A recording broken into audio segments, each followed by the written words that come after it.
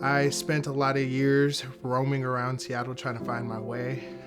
I was staying in a porta potty. It was wintertime. I had gotten to a depressive point to where I didn't want to eat. I didn't want to drink water. I just sat in that porta potty and kept thinking about the loneliness I was experiencing and just surviving. I was like, God, I don't know what to do. Like, guide me. I'm lost.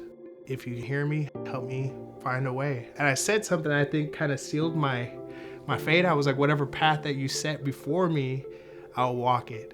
What makes Summit House different than other recovery programs is the secret sauce of the church. It's awesome to have clean and sober housing for people when they graduate from a local mission, but the missing piece is usually how do we transition people into a new support system that will actually be their friends and like a second family.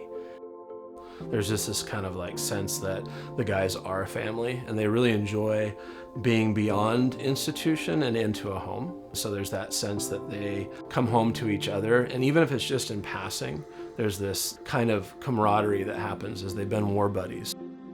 When I first got started, I had the honor to be connected with a woman named Amber. I spent pretty much every Monday with Amber, and I had the privilege of going to the district court, to the drug court, that whole thing, and then to see her graduate after like a year or two of being in that was just awesome. And we all went to celebrate with her and her mom and grandma, and I felt like I was sending one of the kids off to college.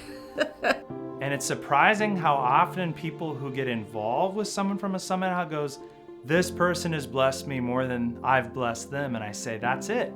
You get it. It's not that you need to come save or fix them. It's that you guys come together, you get to know each other, and you watch God do stuff in your lives together.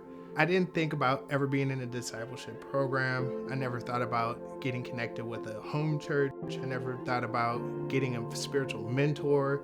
And then from there, being an employee at the very place that helped me gain this newfound confidence and this newfound freedom. And then from there, so I get to help people and be able to show them hope. And then get to live at a place where I'm so connected with everybody. I'm here with my brothers, and I get to go to work with a joy. I get to go to work with a happiness. There's this confidence that starts to rise up in them. I did pay off that fine. I have been able to get back in touch with my daughter. I have hope for tomorrow, and when I go to bed, I'm sleeping better. I'm not as anxious. You start to see that. You start to see them in our Bible study, just giving God the credit for things and, looking for how God's answering their prayers. So Summit House is a good transition because it gets them ready for, I'm doing this for me, I'm doing this for God, and I can move forward in this. Watching people network and their life change and they're actually taking on leadership positions, you watch their sense of worth increase dynamically. And I think that's the biggest thing, is the sense of worth that comes through the gospel. That message you hear over and over that Christ's blood was shed for you, it must be true that God believes in me, and maybe I can believe in me too. Now that I've had this new life, I'm able to just move forward with confidence that the Lord has always got my back, but to have that continued confidence to know that I'm free of pain, I'm free of the anger, I'm free of the fear. You guys might not know the impact that you guys are doing in our lives, but it's changing us. The fact that people wouldn't invest in our future, it helps me be able to give that same hope to someone who might not have it. So, thank you. Thank you so much for everything.